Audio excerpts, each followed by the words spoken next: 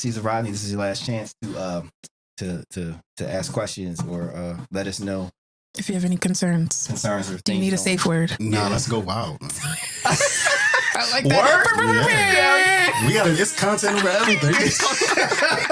Okay. All right. See, he said it. Yeah. He said it. All right. Well, I'm about to regret. Yeah. Yo, because we deliver. I'll go easy on you. No, you won't. She will. Oh, so she's not really quiet. No, she's quiet, and that's the worst. She's the worst one. She's the worst offender. Because it's the quiet ones that you don't expect. Yeah. And then, they hit you with just everything. You're like, damn, I didn't see that coming. Why are you telling all my business? Yeah, don't expose it. Right. Anyway, it is another episode of the Cultured Misfits podcast. And goddamn, look at my camera. Why? There you go. Thank you, Rell. See? Look at me, a camera woman. She is a camera woman. I appreciate you. We have a special guest in the building. This gentleman, yes, you special. You special. You are our first rapper. Oh. No, you are our first musical artist because I hate the term rapper. Yeah, I would even just say artist because I also draw and paint. Okay. This motherfucker creative. Right. He's a creative. He's not an artist. He's a creative. And the art came first, honestly. Rap was just another venture. So Really? All around, yeah. Okay. Well, give a warm welcome to Ceasar Rodney. What's up? Thank you. I'm glad to be here, y'all. Welcome. Man, because it was a little dicey. It was a little dicey on our conversation on Friday, bro. Oh, you about to let them know? Yeah. Yo, that's you. That's on you. That's your shit, bro. That's your shit, bro. You thought I was going to be on some hood stuff? No, not hood stuff. I just wanted you to be prepared because like I said, I want everybody to shine. Yeah. I want everybody to be their best. I am not the dude that is just like, yo, I just want the views and the thing. So like if somebody come on here talking crazy or being crazy, there's going to be great content. Yeah. There's plenty of content that we could have used that we didn't use to build our shit. That would have actually popped off for y'all. Yeah. Yeah. I'm like... Yeah, I ain't gonna do that to you. I'm an own PR team, so I'm ready for y'all. I know what to say and not to say. If anything, it's gonna be all about me if it comes down to the crazy stuff. Okay. Nah, I think, but no, actually, and the only reason why I'm bringing it up, I'm fucking with you. Yeah, I'm fucking with you, but I think it's a good lesson because it's a teachable moment, not for you, but for the audience. Because I've had plenty of people ask to be on the pod. Okay. And it always goes the same way. First of all, it's like, okay, well, why should you be on the pod? Right. Now, we've met, so and we've had rapport and everything, so I know you legit, right? Yeah. So, but like when you want to be on a pod or you want to be on anything, you have to sell yourself and you have to make sure that you're up on everything that situation's about. Right. You know what I'm saying? I was going to let you go off. I was like, let me show him a little something. I posted him a little clip. Like, I do this. I can talk. Yeah. It was, so what he did, he was like, yo, so can I perform? I'm like, he don't know what this show's about. We don't do performances on here. And actually, the only reason why we don't do performances, other than that, I don't think our audience really would care for that, so to speak. If you would like that, let us know. But it's because I don't have a situation that I think is conducive so that your performance would sound great. Right. No, I appreciate that. You know what I'm saying? Yeah. Because I've seen that before, and it's like, God damn.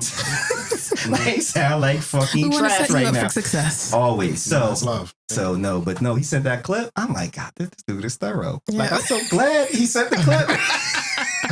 Nah, it was all love. So I'm happy that you're here. So thank you for coming through. Thank y'all. Thank you. So first of all, before we get into you, Rell, do you have any updates? What's up? No, how about you introduce yourself? What's your name? Oh, yeah. So I'm Brandon, a.k.a. DJ Silk, and to the right of me is Rell, a.k.a. Brown Sugar. And to the left of me, I'm Rodney, Ceasar Rodney. There you go. Rodney, Ceasar Rodney. Yeah, RCR. My name's Rodney, and Ceasar Rodney is actually a historical figure of Delaware. So right. That's Delaware ties when it comes down to the music. Rodney Street, Rodney Square. Right. Yeah, it's a white man. They took a statue down. I always gotta explain that part. Yeah. But we all got like slave names anyway. So.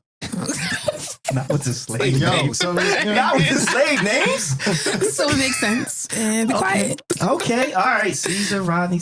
Okay. All right. So welcome. So do you feel comfortable now that we've kept our established thing? No worries. No, I gotta keep on task. Oh, it's a little formula. Yeah. Okay. Well, it does help with the rhythm. Yeah. It does help with the rhythm. So I like to go rogue. Yeah. Anyway, sorry, go ahead. No, he did the eyes thing. Maybe him with the side eyes lately. I don't know what it is about me lately. But all right. Well, then I feel like maybe we got to keep before we interview him a little bit. Should we do the first thing? First thing. Okay. Yep. So, Ceez, what would you prefer that I call you? Yeah, Ceez is more. It flows off the tongue a lot better. People always ask, "You have something shorter?" Yeah, Ceez. All right, Ceez. Okay. It's established. Ceez. Right. All right. So, Ceez, we play this game. It's called Play Stupid Games, Win Stupid Prizes. Okay. Right.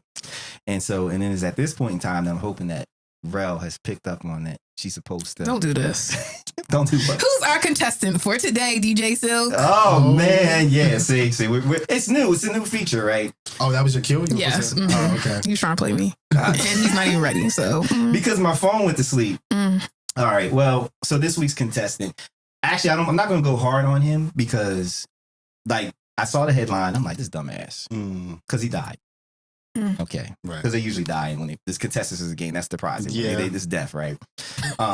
Yeah, the last one was the monkey situation. Yeah, yes. She just lost the ear. She just lost the ear. I wanted to talk about that a little bit too. We can talk about that. We can get into that, right? So, well, actually, no. What would you like to say about the monkey thing? What's up? Well, let's break it down real quick again.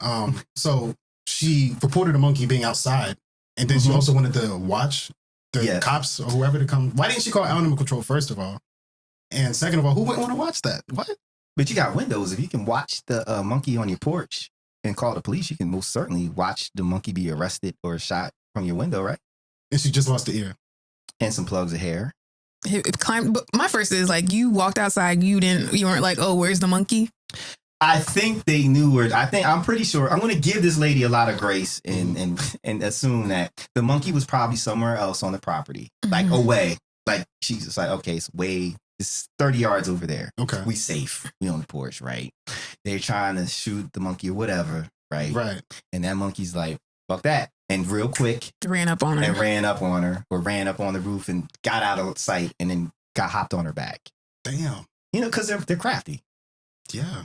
I mean. She should have stayed her ass inside. Yeah. Yo, I mean, that sounded like it escalated very fast. Yeah. So my point is, if you see a monkey on your porch and it's pacing back and forth, first of all, it's got an issue. Something's not right with the monkey, right? You should probably just stay in the house, especially when you're in Oklahoma and monkeys are not indigenous. I don't know, man. I'm like, what? No, see? Yo. You about to win super prize. I'm Dr. Doolittle on the low, man. Like, no, these animals, I feel like it's something about animal whisperer? Yeah, I think so. Okay. You're going to be without an ear. You're going to be without something. That's going to be your artist hook. You're going to be a handicap artist from a monkey injury. Oh, no. No. When you see, like, animals, you just don't know. Right. And monkeys are not domesticated. Right. So, like dogs, people don't understand, like dogs have been domesticated over 1,000 years to get to the point where we're at with them now, where they're cool and like it's rare for a dog to be aggressive, like just off the rip. So, that's 1,000 years of breeding and taking the most docile animals and breeding them. So monkeys, they ain't with the shits. Right. Like they, at any moment, they can be like, you know what? I want that ear. You know what? I want to rip your face off for whatever reason. Like, And we forget about that part. Like, they're wild animals. Right. Yeah, they're not domesticated. So, yeah, you can't. That's why, sometimes I want a pet raccoon because they're cute. But they ain't been domesticated that long. So I'm that's like wanting a possum, bro. You tripping. Garbage. What you about to do with that? Like, right. Man, you can't tell me raccoons ain't cute, though. Nah. Have you seen a raccoon? Yeah. Do you know what they look like when they grow big? Yeah. You need to come spend some time with me in Maryland so you can see them. No, we got raccoons here. Look, I grew up in the suburbs, but I've had the most wild animal encounters while living in the city. Possums, raccoons, like snakes. Yeah, it's crazy. Really? It's crazy. Yeah. That's a crazy statement right there. Right. You would think. And I used to play in the woods. Like, I used to stay playing in the woods. I ain't run up on a possum until I moved here, and that shit was in my trash can. Like, I went to that motherfucker was looking at me like, you. Oh, no. Yeah. I know those raccoon pictures you talking about when they are in a blanket and they look all cute. Oh, y'all stop. I've seen them. Yeah, they're cute. They are. And then people do have pet raccoons. They're smart. They got little hands. I think it's just out there. It's a little too much out there. They can feel with their hand, like they're sonar without, that's weird. Smart. Anyway, man. So this week, rapper reportedly killed in Houston hours after bragging about murdering his enemy on social media. Did you hear about that? I saw this. Yeah. Did you hear about it, Ro? I don't remember. Well, he did a Vlad interview too. Yeah, and so... Oh, no, I do know what you're talking about. Okay. Right. And so I was going to really go in on him until I saw the Vlad interview and saw what happened. Yeah. Right. So what happened was they tried to rob him. Mm-hmm. So imagine this is a scenario. Mm-hmm. And this was like on time I'm talking to you about coming to my house. I'm like, God damn, here we go. This is scary. Well, apparently they were trying to shoot a music video together.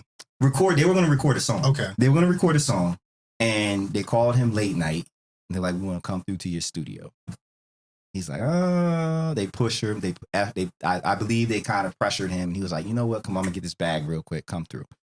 They come in. There's two of them. Dude is like, oh yeah, I forgot something in the car. Yeah, right. So the one stays. The other goes in the car. He leaves. And so my man, the rapper, locks the door behind him. And so the dude is like, yo, why are you locking the door? Son? Right. He's like, I don't want people just walking up into my house. Yeah. You know, like, so when he comes back, he'll knock, I'll open the door. Mm-hmm. It's all good. Not a problem. The dude's like, I can respect that. So then the dude in the house tries, it's like looking at his chain, he tries to rob him. Without the other guy being there. Right, okay. right. He tries. So a tussle ensues. Because the dude's like, I'm with the shits. I want all the smoke. You ain't gonna rob me in my house. And I feel that. I feel that. They tussle. Gun goes sliding. They're tussling. The other dude's trying to get into the house. He's banging on the door or whatever with other people. They end up shooting through the door. Yeah, right. Trying to get in. Dude is still fighting. His girl or a girl is there. She comes out, grabs the gun. She's scary. She does, but she shoots the dude in the back. He's still fighting. The assailant or the rapper? Okay. But she ends up shooting the rapper in the arm, in the elbow, accidentally. Mm-hmm. So she tried. So when it's all said and done, she shot through the door. The people left. The dude in the house got shot a couple more times. Begs for his life. Rapper dude is like, nah, fuck you, die slow, which he deserves that. Like, yeah, right. So then the pictures that you see on Instagram on Baller Alert, it's in his house and there's blood splatter on the wall from where, he's posing with the pose, right, holding his chain, right. So that's the dumb part. Because you didn't kill all the people that came to rob you and they know where you lived and they know what you did. And so they ended up killing him. And not you celebrating that you killed somebody. That's strange. Yeah. It is strange. It is, right? Why? It's traumatic too. Right. For the lady, like, oh. Mm-hmm. Yeah. I can't even imagine. Yeah, I can't. And I was with him until I saw the pictures. Mm-hmm. Like, okay, well, you did handle like your you protected business. yourself. Okay, you protected your home. You protected yourself. You protected your girl. Chain. He protected his chain. That's what that shit was all about. So the prize is him dying now? Yeah, play stupid games, win stupid prizes. And so those people came back and killed him later on? They found him and killed him. Because they knew, I don't know where they shot him at out in the street, but it's like, you killed his homie. Right, like, and they came back for revenge. They found, like, he should have, all of them, you got to kill all of them. Yeah. Right. You got to open the door. You heard about the dilemma with Vlad and like the interview? No, so we'll speak on that. Yeah, apparently he recorded an interview with Vlad talking about the situation. Vlad is notorious for talking about these street encounters and not really being a part of it. He's reinforcing this stuff. He's a culture vulture. Right. So he played his Vlad little games there and actually cut out every remorseful statement that the guy made. Oh, shit, for real? So the mom says. That's what the mom said, you know? And she Okay. came out with the whole Instagram post with a paragraph talking about how Vlad is disgusting for this. And he perpetuated this in a way. And he did, but you posted pictures of yeah. So like right. It's funny because when I watched the interview, I liked the dude. Like I thought I was prepared to be like, you just want another little heartless niggling running around here, you know, like trying to get. Yes, I said niggling. His mom said he's not even from the hood. Like they're not from that. I know. He's playing a role. I get it. It's sad. Yeah. That's sad. But lost your life over it. Right. It's just. Yeah. You live by the sword, you die by the sword. Mm-hmm. So I guess he does deserve it, but it's hard to say. Yeah. You don't want like that's sad. That's for anyone to lose their life. Well, that's why it's halfway. I'm not going into this with the no, you're gonna go crazy. Go. Right. No. Well, I mean, he played stupid games and he won a stupid prize. Like it's not whether or not it's sad or whatever. Right. He played the stupid game and he won the stupid prize. It is. So yeah, that was some dumb shit. Yeah. It's like, damn, dog, you really posted the picture? How old is he? Yeah. Like 20, like 21, 22. Oh, he's young. He's just a baby. Oh, my God. He's just a baby. That's what I'm saying. And then, so when I'm watching the interview and I'm listening to him, I'm like, yo, this dude has a lot of presence. Like, he had a lot of potential. And to be honest with you, to get into a scuffle in your home to get shot in your elbow and still fight and do all of that, that takes a lot. You know, that just right. Like he had a lot of potential and it's snuffed out. Like I didn't get the impression that he was a bad dude. Like when I saw the headline, I thought, I'm like, oh, you just another situation. Like you bought this on yourself. He bought it on himself, but not really, not directly. It's not like his everyday life got him to that point and it happened. It was you just made a bad decision in terms of letting strangers into your house late at night by yourself and then bragging about it. Right. Yeah. See, I thought he had his own gun, but he picked up the gun. It was a guy's gun. It was a guy's gun. So it makes you think, like, damn, maybe he should have had a weapon. Maybe people in general should have something. Nah, you know what? They say that in most situations, the person, like, people have been disarmed. They've been disarmed by people without weapons. Because if you have a weapon, you're going to try to use it. Most people are not good at shooting moving targets with all that adrenaline and whatnot. So you're better off, like if you're in close quarters, like you're in your kitchen, you're better off without a gun and just fighting versus having a shootout because you're just it's not gonna end well, right? You know, so no, what you don't do is you don't have people in your be more careful, you have to be more selective and vigilant. Yeah, so more vetting. Yeah, yeah. No, I ain't with the shits, people. No, because I told stories of people trying to break in my house and I fought. Not in this house when I lived out in the suburbs. Oh wow! Yeah. I didn't know people really broke into suburban houses like that. Like, that's where they go to steal. Yeah. Yeah. I didn't know that was a thing. You know what I mean? I don't play, but no. Halfway. I didn't really want to give it to him, but then because we have an artist on here, okay. And you are in the midst of this culture because right now they say what is the most dangerous occupation? Being a rapper. Do you agree? Is that true? Yeah, I think I might have heard that, but well, excuse me. When you think about the number of rappers who have been shot and killed over the past 2 years, a lot. Now I'm not saying prominent ones. Right. Like, you know, the headline, it's like, who this motherfucker? It's like DJ MC such and blah, you know, and it's like, I don't know who this is, but I mean, everybody's rapping though. It's super saturated right now. These guys on the block are rapping, you know what I mean? These white kids are rapping, you know what I mean? So anybody dying is likely a rapper just because of the climate right now. Like, it's a quick way to get a buck. So like I feel like we should draw a line, you know, you got to hit a certain threshold before you consider it. I agree. But they always are able to present a video of them rapping. I'm just saying, like, I mean, I agree with what you're saying, but like every time they're like, yeah, MC such and such was shot with his boys, and then they show the video and they, you know. Well, I always say that because they try to, I feel like it's an active like agenda to demonize the culture in a way, you know, we got to be able to draw those lines. Yeah, but do you think they're unfairly demonizing the culture? Yeah. It's tough, man. It's tough. I mean, you got to think about the industry's deep, man. It's money. And it's like, do we really have that much control of what we're being shown?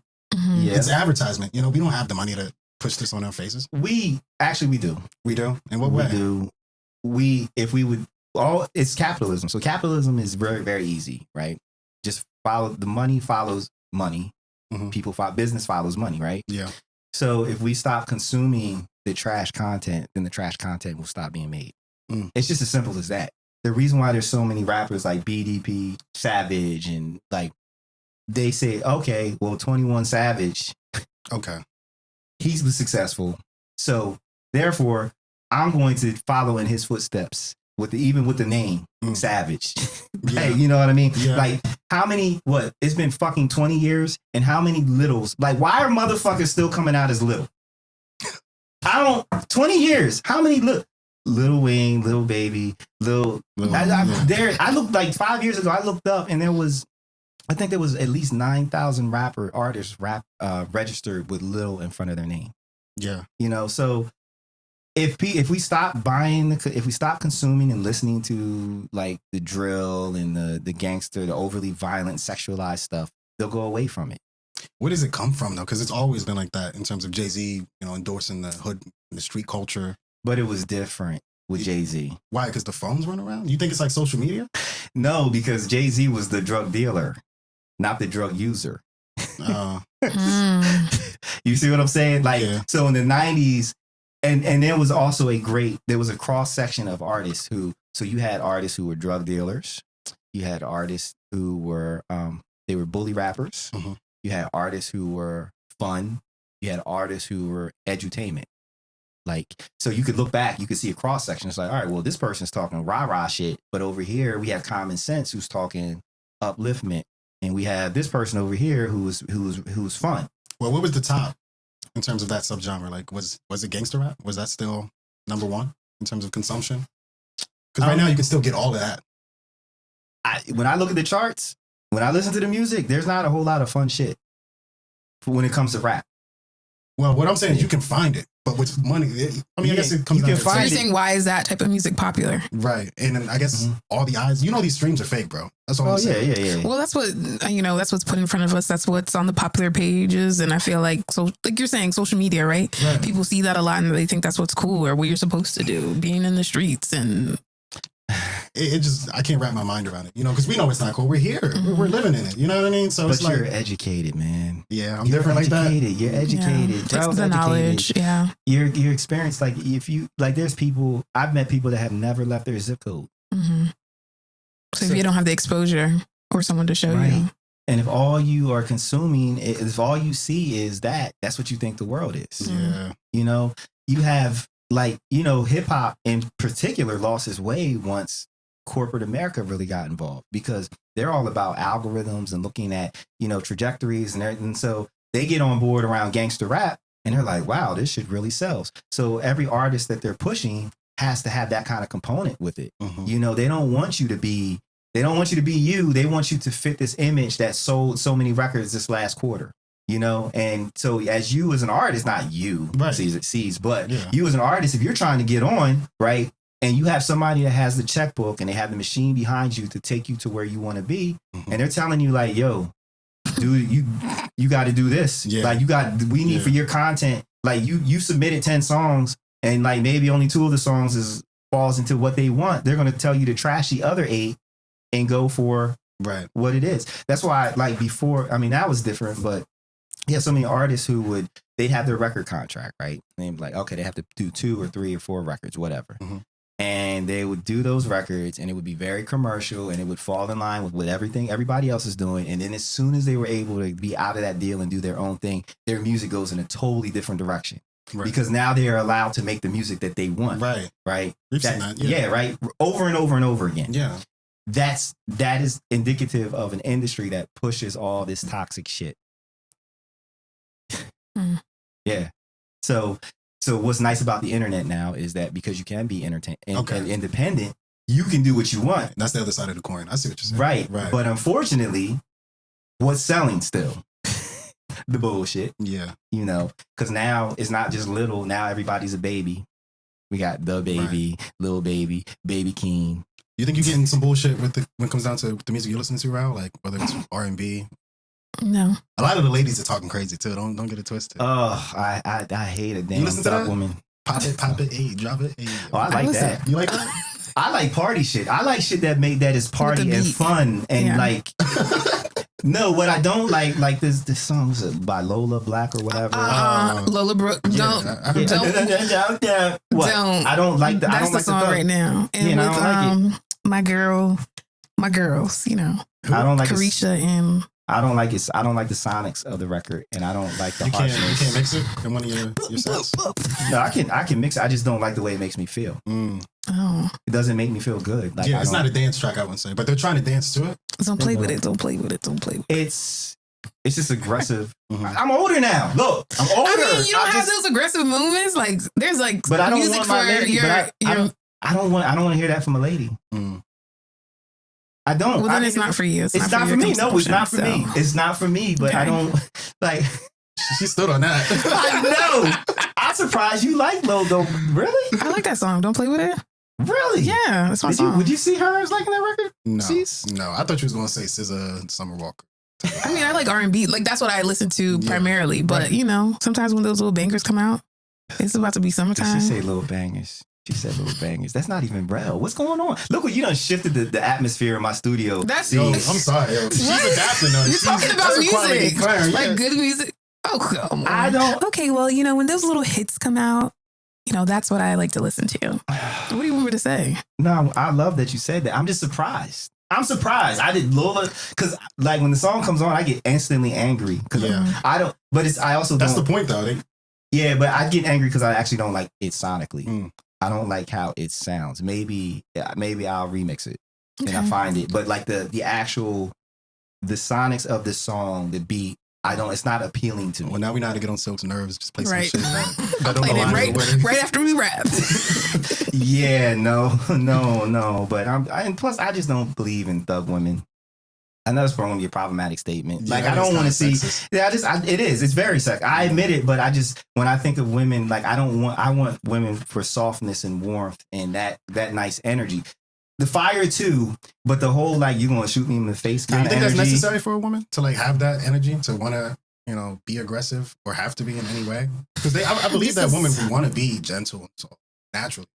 I don't like being the only woman. This is what you feel like every week? Yeah, every fucking week. I don't like it. I don't want to answer for y'all. That's I can't answer for everyone, but everyone has different components and different personalities. And so maybe you do have to be, depending on your job. Like I feel like in certain environments, you do have to be more aggressive and not feel shy or bad about it. So it depends. I don't want shy or passive or docility. Mm-hmm. What I don't want is you talking about you going to shoot me in the face. Right. I'm talking about like what my excitement. Don't play with it. Right? No. That's and then you'll be fine. Right? Yeah. That's toxic. No, but so what I was very excited. So then why can men do it? Why is it okay? I'm about to make that point. This is my point, right? What I enjoyed. I feel like I started something. No, you good. No, what I loved over the past few years with the rise of all these female MCs is that they were bringing something different to the table. And it's not that they were soft, they were owning their shit. Mm-hmm. But I feel like now we are getting to this point where now they are adopting the toxic shit that men have been doing for 20 years. And my hope was that they would change the trajectory of hip hop music instead of blending into it. What do you want women to rap about? I want y'all because when Meg raps about being a woman and not letting men play with you, it's a problem. No, not for me. No, it's not taking men's money, and then that's a problem. It is a problem because that's theft. If he gave it to you willingly, no. I mean that's fine. It's all about as of you ladies have an experience that men don't have. Mm-hmm. We haven't had. And Talk about that. That you could share that experience. And what's happening is with like records like Lola Books, like that aggression, you were just mimicking the same story that our toxic asses have been rapping about for the last 15, 20 years. Mm-hmm. And that's where my disappointment is. It's like, well, I don't want to hear that from you. Not because I'm sexist and I don't feel like that's a woman's place. It's like, no, I want to hear other perspectives. I want to hear life from your point of view. So yeah, if you want to rob niggas and stuff like that's fine. I disagree because when you have like the city girls rapping about getting their hair done and nails done and whether men are attractive or not, that's a problem too. I feel like men just have a problem with women, and that's what this sounds like. No. Nothing's good enough for you. It might be on some like subtlety thing. Well, I'm just speaking. I'll own up to it, but you know what I mean. We might be slightly sexist, just naturally. No. So if there are women rappers and it's not for you, then listen to something else. No, well, yeah, or maybe it's not for you. Well, there's women rappers that I do love. Trina, Rhapsody. Rhapsody's dope, but that's what I'm talking about. It's like, yo, you're bringing something different. You're a different element to the culture. It's a different color. It's a different texture. And that's now going away because it's like, all right, not going to be a bully rap. I mean, honestly, I don't even know what it looks like for a woman to rap whatever they're going through. You know, it's something that's yet to be shown. And I think it's just what we need. And that's what Silk's getting at. Yeah. It's like different. I have to disagree. Yeah, you just being that way. No, because every woman raps about their experience, but then it's a problem. What would you talk about? I'm not a rapper. I can't even sing. But what do you want to hear? Do you want to hear gun toting? I got the Glock pink in my purse, young. Maybe pink Glock in my purse for a Saturday night. You got it. You got a pink. No, it's black, but Well, you can get that customized for very nothing. Very low. Nah, man, listen. Not a pink Glock. Yes, but I prefer you get a Sig. Not a Glock. Glock's played out. I don't know about guns. What's that? The little 6 hour. No, it's just a brand. Oh, okay. You know, so a little Sig. I thought it was like the little 22 little. Little 20. But that's the caliber. Pew, pew, pew. So, but you could have I see you with a Sig. Okay. Little 6 hour. But back to this. So I feel like, I don't know. I listen to R&B because that's what I like identify with. Vibe, yeah. That's my vibe. So that's what I listen to the most. But I think that when I don't know, music is about your expression. So you're going to talk about whatever you identify with. But on the flip side, like you're saying, I think people rap about what's hot and what they think will be popular, not really about what they want. But that's it. Yeah. Music industry from beginning to end, right? You rap about, or you produce the music that your company wants you to, not what you truly want. Right. Because then artists, you know, they've been out, they establish themselves, and then all of a sudden 180 and their music style is totally different. And because they're fun. Will you still be there in the supporter if Megan Thee Stallion did a 180 and started talking about? I was there for Rihanna. Still here, baby. She did a 180? Yeah. I was glad with her 180 though. She went from pop kind of style, you know, what was mainstream, to her Caribbean style, and brought out her flavor. She started using her accent. Yeah. So her whole image changed. Yeah, because she sold the records and she had the weight behind her to then be able to say, now this is the kind of music I want to make, right? That's a perfect example of what I'm talking about. That's what happens. Yeah. My point is just that I want people, like, the best music comes from artists who speak from the heart and are doing what vibes with them, and they're not chasing trends. They're not trying to fulfill the needs of the industry at this point in time. They're just doing them. You know, Sam Smith said that in his Grammy speech. He said, I didn't make any traction until I started making music for me, instead of being like, okay, the trend right now is this type of music, so let me go ahead and make this kind of record. Like, I've seen the sheets when I was really heavy into producing music, and I would get the requests, and it's like, Diddy is looking for a stadium sounding record, a record that you could play in a stadium and get people rah, rah, rah. Oh, such and such is looking for a ballad, a sexy ballad. This person's looking for a street heavy, blah, blah, blah record. And so people, like, they're putting out orders like they're fucking at a restaurant. And it's like, I want a steak well done. Like, and that's what the industry's, that's where we're at. And I'm like, I don't want to see that for the female artists, because y'all are different, right? Yeah. If that's your life. Now, Lola Brooks, I don't even know, I can't even listen to the record. I don't even know what she's talking about on the record. Because again, sonically, the record pisses me off when I hear it. I'm like, I don't like it. I don't like it. So I don't know what she's talking about. But if she's not sharing anything about her real life experience, then it's inauthentic. And it's what sucks is it's toxic, because you have these little dumbasses running around trying to emulate something that's not even real. Right. So, you know, speaking of records I can't stand, like Rihanna's record, Lift Me Up. Oh yeah. Which one is that? We're not gonna talk about that. Is that the one on the Black Panther song? Yeah. Oh yeah, I wasn't. It was clearly made for the movie. It made her money. Or whatever the case. You want to know how much I hate that record? How much? But the thing is, it's not her sound, because as soon as I heard it, I was like, this sounds like Thames. And Thames wrote it. Right. Oh, so I could hear that. Yeah. As soon as I heard it, I knew that. I'm like, this isn't Rihanna. I was like, this sounds like Thames. And I found the credits. You look into stuff like that to like figure out who wrote it and produced? I don't know how I came across that, but you know, when it first came out, just because I think there was just a lot of publicity and information about it, because that was her first, thing that she put out in a long time. She should have let Tim sing it. I hate that record so much that I refuse to see Black Panther 2 because of it. You haven't seen that yet? I won't see it. It's not even that. I don't even know if they played in the movie. They do. There's a part. And so I don't want to be forced to have to listen to that record in that movie theater, because that's how much I can't get past the first 4.5 bar. But as soon as it's let me tell you, for the Super Bowl, I love the poster. They were like, if she starts her performance talking about I'm walking out. Yo, for real. I didn't know it was that deep. Yeah, that record. Well, and I love Rihanna, and that video of her holding her son. So cute. But I mean, my girl. I feel like I didn't take it that seriously, because people were obviously playing their games. You know what I mean? They're making their maneuvers in terms of business, and that was a business move. I mean, we knew it wasn't going to be the best track being on the Black Panther. I mean, like, it's not. Yeah. It could have been though. I mean, all the other music, historically for like the first soundtrack was, dope. But like the Kendrick Lamar, it just sonically was. It was a poor record sonically. And I know it was supposed to be it's a tribute to Chad. It's a tribute. I know that's what it's for, but we're not looking for that kind of record from Rihanna. So is Thames' pen not quality, or was it her vocals that just weren't delivering what Thames could have? I feel like just the song itself. I don't like songs like that are long and draggy. Like you're holding the notes and like it's everybody hated the song. No, I don't think. I think a lot of people did, but I think they just weren't expecting that from Rihanna. I don't think in her catalog, she has anything that's that slow. or that style. I can't think of. No, because her last everything's upbeat. No, because her last couple albums I love. Like even she redid like covers of different songs. Same Old Mistake, like love stuff like that. Record. So yeah, the song. I don't care who performed it. It's not a good record because if it was a good record, it would be well received. Everybody, when that record came out, they're like, Rihanna's got a new record. We're playing it at 8:00 this morning, and they played it, and it's like, right? And they kept trying to play it. It's not even a radio playable record, in my opinion. Bro, I've not heard that song outside of the movie. I was drunk as shit at the movie theater.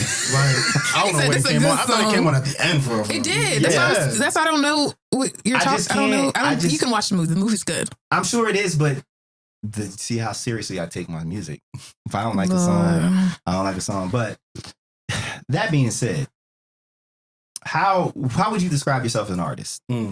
Describe myself as an artist. I'm very introspective. I get vulnerable in my art. I talk about my family a lot. I talk about parenting a lot, like my father, how he raised me or neglected me at times. I talk about how right now it gets pretty rough because I honestly think the world's ended. My recent music's been like that. Recent art has been like that.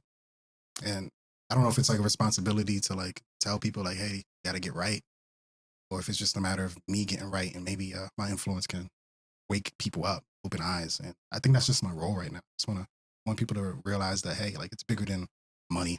You know, it's bigger than status, the looks, the clothes. You know, I'm still trying to appeal to my audience, and whether that's what I need isn't what I want to value. So it's just a matter of right now finding my groove, and if people can accept me for me and trying not to, compromise.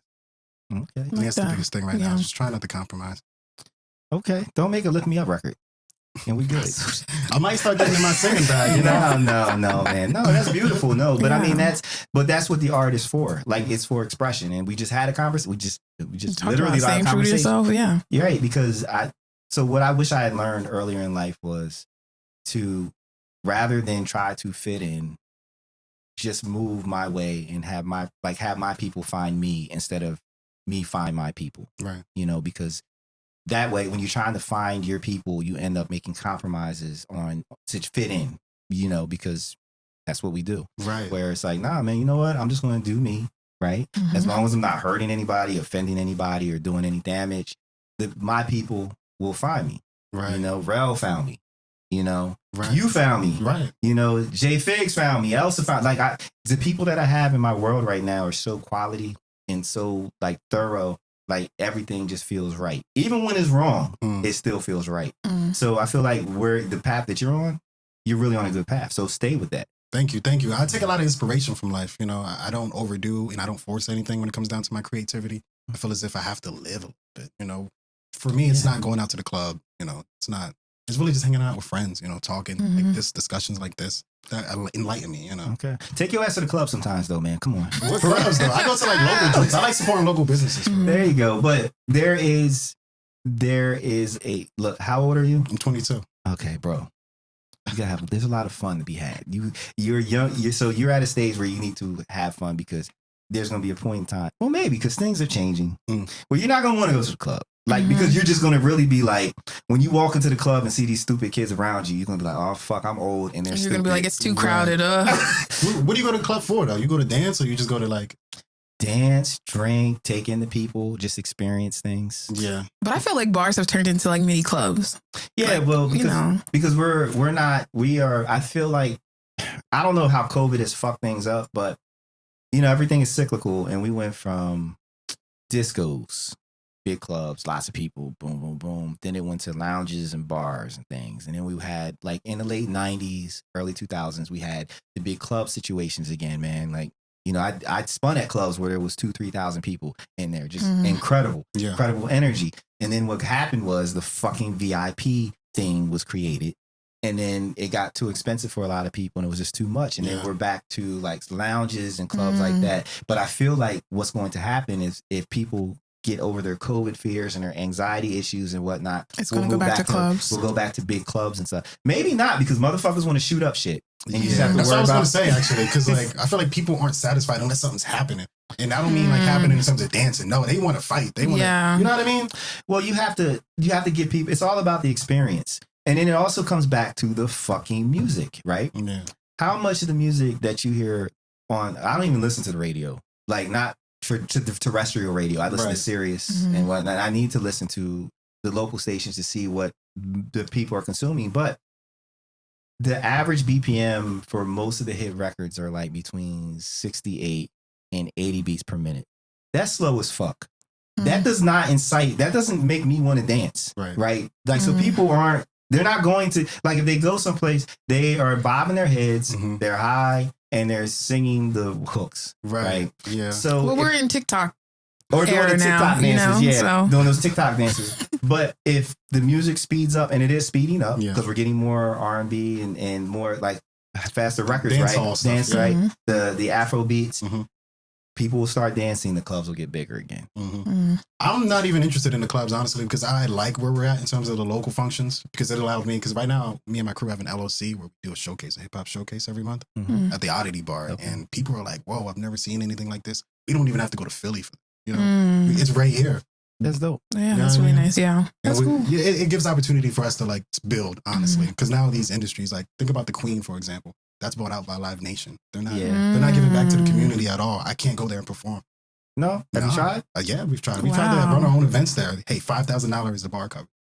Yeah, well, but you remember it's a business, right? It's a business, and that's the problem. Like, you're not, there's no community outreach. You're no fostering local talent. There's no pipeline, Yeah. And this is where we're supposed to look to, like. Nah, what you're supposed to do is you're supposed to collaborate. So you're supposed to get your group, and you find another group, and you find another group, and you form a cooperation for maybe if it's just one night so that you can cover that bar tab. Or you get some sponsors to cover the bar tab so that you can go on those places. Because so I see where you're coming from on your end, right? Yeah. But you have to look at it on their end. They have employees they have to pay. They have insurance they have to cover. They have to keep the lights on. They're not having events there every night, right? So they probably don't have the bandwidth in their budget to be able to take L's like that. Right. You know what I'm saying? Yeah. So in those cases, rather than looking at it from the perspective of like, yo, man, they're not there for the community. No businesses. Right. No businesses. If you have stockholders, if there's people aboard, whatever, their number one priority is to make money.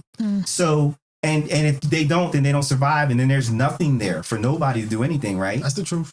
So what you have to do is you have to think like them and say, okay, well, we gotta, if it's $5,000 for the bar and it's another $1,000 to cover, if there's $6,000 or $7,000, then we got to figure out how we can raise $6,000 or $7,000 to be in that venue, or you stay in your smaller venues until you get there. But I just never found it healthy to just point at those entities and be mad at them for doing anything. They're just trying to exist the same way you're trying to exist and do your thing. They're trying to do the same thing. Yeah, and on Rell's point, the bars are like clubs now. I think that's kind of what I'm getting at. Like COVID kind of knocked it down and restarted, and it's starting like in these small joints that are really popping. Yeah, I know. Yeah, you know, I know.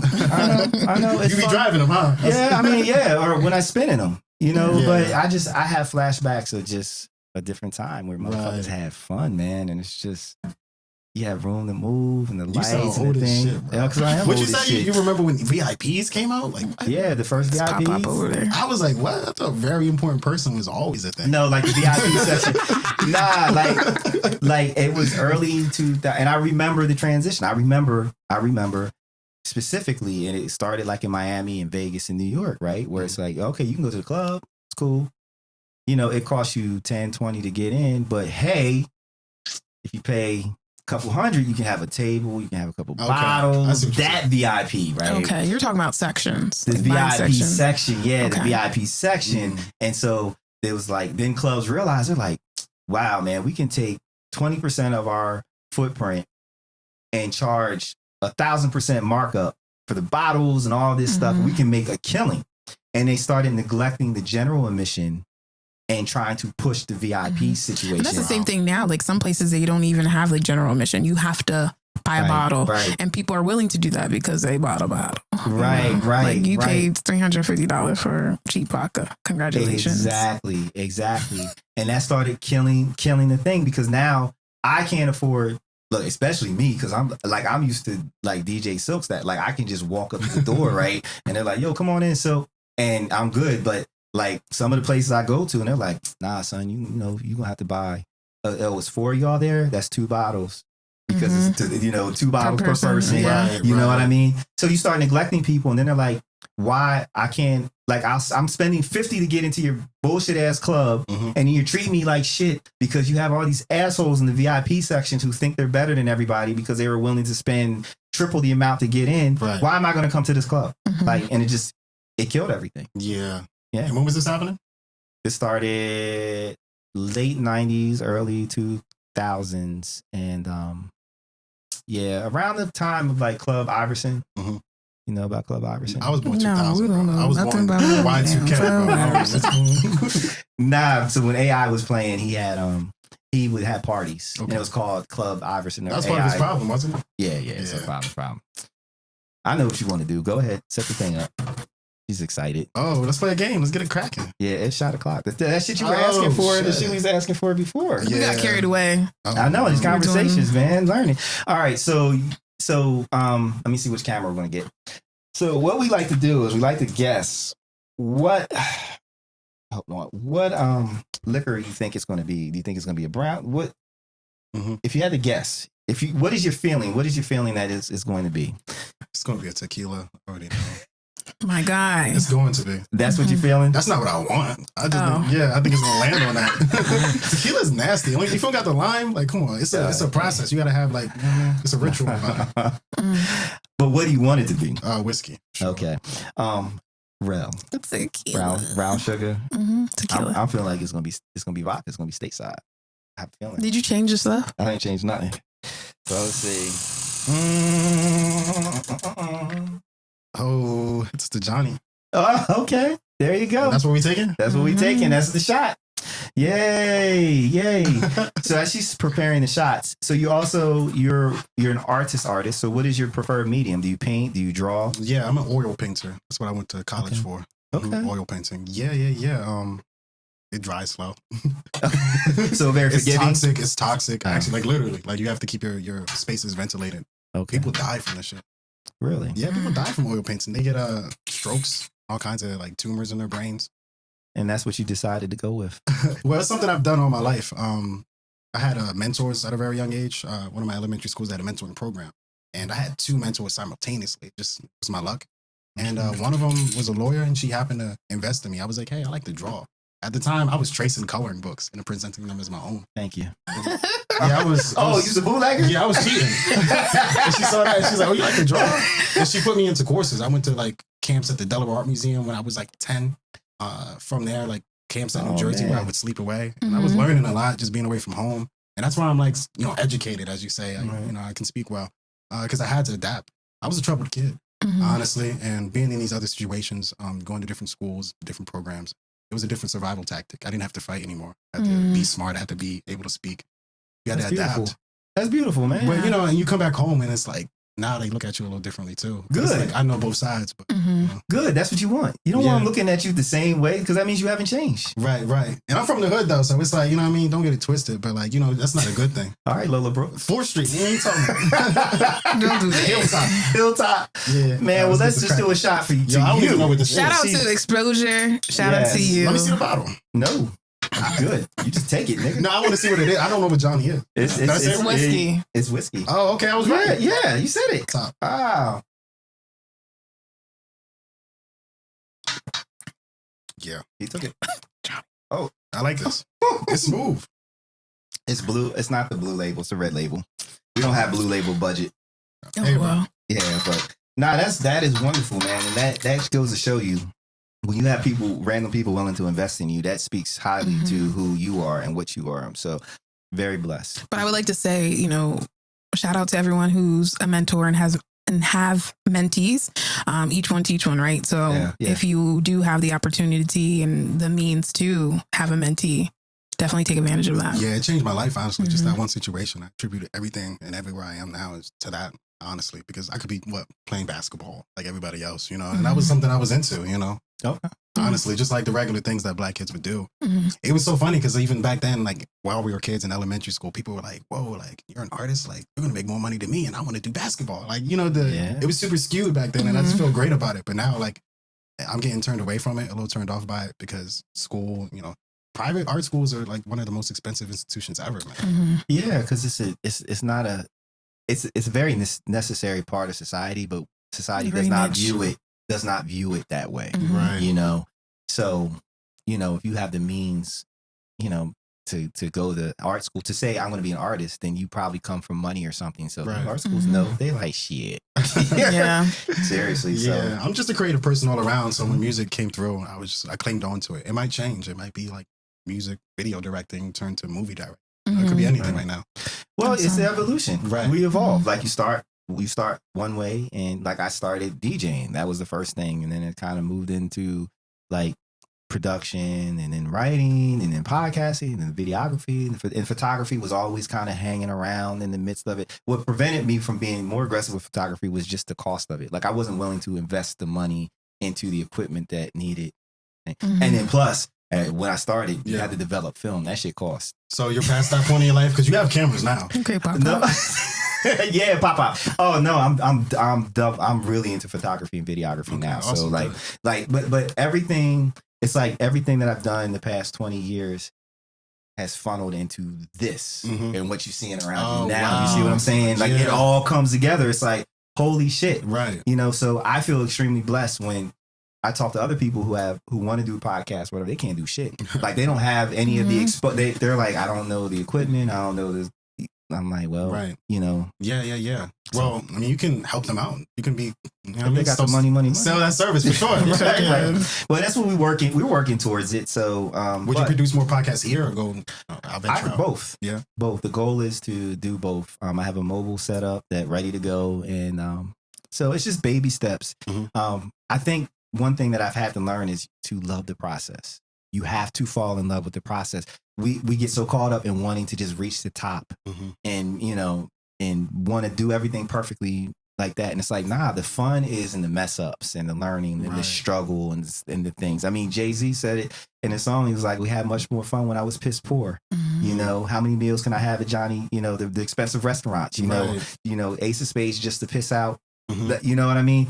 And I think about when I romanticize about the best times of my life is when I was struggling. Yeah. When I had the Bobo car. When I didn't, that's facts. You can't say that to the people that's in it though. I know. I try. And I'm respectful. Yeah. I'm not looking at like, yo, bro, I know you homeless, but this is the best time of your life, son. That's it. You don't understand, man. When you can have a meal and a roof over your head, man. It's not this. No, I don't do that. I just recognize that in these moments, like right now, like I was joking about just how small this space is to work in, right? But like one day. It's what we have now. We got to do with what we have. Right, we do. But one day it's going to be like, I'm like, Rel, remember when we used to be in the small space, how much fun that shit was, You got to just keep swimming and know that there's a light at the end of the tunnel. Yeah. So y'all got some goals, some expectations for what it will look like in a little bit? Yeah, you want to make that shmoney. No, but I want to have fun. I want to have fun, and I want to be able to have more time to grow this. So me driving people around for dollars takes up a lot of time, and so it prevents me from really being able to go full tilt with like the editing and the content and all that stuff. So once it's really, we're in a throuple, and I'm waiting for him to make enough money so I can quit my job and be a stay-at-home mom with no kids. Awesome. So that's the goal. That's it. There you go. That was a very nice way of putting it. Meanwhile, they're like, you're in a throuple, but you in a drought. How you gonna have kids? Difficult times, No. All right. So we're not ending this, but how do people see your art, hear your music? Right now, it's all social media. I go by All Hail Ceez on Instagram, Ceez. For art, it's Ceez, Art by Ceez. So there we are. Right now, I'm still in education mode. I'm still learning. So I'm not showing any of the arts at any galleries, but hopefully that'll come soon. If you want to support me in any other way, we do have showcases every month. Those links are in my bios on Instagram and social. Okay. Can you do me a favor? Yeah. Can you start showing your shit now? Yeah. Stop. You're always learning. Show your process. Right. That's the one thing about school. Thank you. That's the one thing about school I've been thinking about. I'm like, it's holding me back. It's making me think that I'm not ready, and I don't need this. I'm an artist. I can leave that now and start showing now. I mean, take the formal education so that you have that background. But where art school is, honestly, is them putting you through this ring of just finding yourself. Yeah, it's exposure. It's about exposure. But here's the educational process stops when you one breath before you take your last breath. That's when you stop learning. Okay. My friend of mine, Ron, This dude is such a dope artist. Like when he was in college, his art was so dope that his professor accused him of plagiarizing his work. Wow. Because it was that good. And he had created this smoke effect. Mm-hmm. And so he had to do a whole nother piece, and he implemented the smoke effect to prove like this was his art, right? This dude is still on YouTube learning techniques from other people. He's never rested on his laurels. Like, right. you know, he makes money and he's still learning. So the educational process is always going. So if you get into this mode where, well, I won't do it until I get this done or that done, there's always going to be something that you have to learn, or that you got marked that you're going to hit before you actually get started. Right. So fuck that. Right. If you have work that you feel like you can stand behind, show it, right. Sell it, and act like where you want to be. Right. Right. Don't let the fact that you're still in school be what prevents you from being aggressive about it. Yeah. Okay. Yeah. Thank you. You're welcome. Yeah. Yeah, we're hard on ourselves as artists. Yeah. People in general, right? Right. Exactly. You have something that you like to do, a hobby or whatever, and you're afraid to show it. But yeah, the honest weird part about it is that I feel more strongly about my music and the direction I'm going there than coming down to the visual art, because I feel like I know myself more when I'm rapping. You know, there's things that I can't express in my art that I can't express in words. Right. You know, in my tones. So I think that's kind of just what it is too. But I've invested so much time already. You know, I feel like maybe I should still get my degree.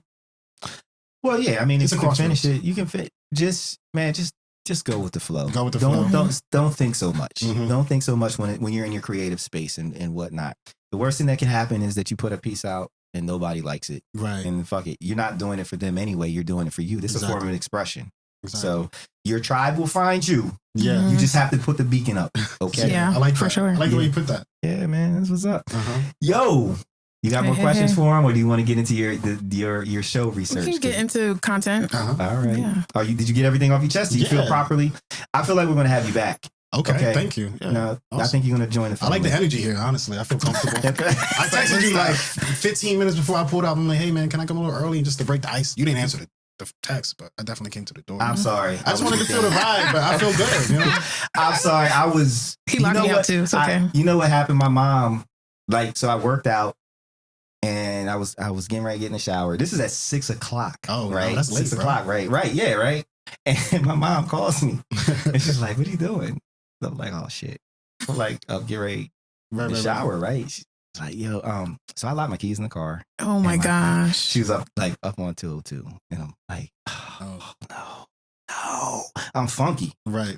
I need to shave my head. Like, people coming like I got all these things. I'm like, all right, okay. So that means I gotta go to the house, which is only the house is only 5 minutes from here, and then she's 10 minutes up the road. Like, but it just fucked everything up. But we worked it out, so I didn't have to help her. But that still threw me off, and I was still trying to reconfigure the studio because I thought we were gonna have 4 today instead of the 3. And so everything just got messed up, and I didn't have my phone on me. So I'm sorry that you missed your 15-minute window. Yeah, no, we need the full cast. So I'm definitely glad you guys are having me back or thinking about it. No, we're gonna have you back. We're gonna have you back. Rel said it's Rel because we're thought we have mental telepathy. So she said, I gotta shave my head. Nah, you did, bro. No, talk about you had to shave your head. I had to shave my head, man. Listen, no, I like it. It works, right? Yeah.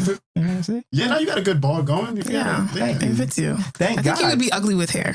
Yeah, I look at pictures when I had hair, and I'm like, nah, it wasn't it. It wasn't it. All right, well, let's get it. Hit it, content chick. All right, this is from Six Brown Chicks. First question of the week. I'm an ambitious woman, and I vision what I want, and I get it. Right now, I want Kev, a jazz musician.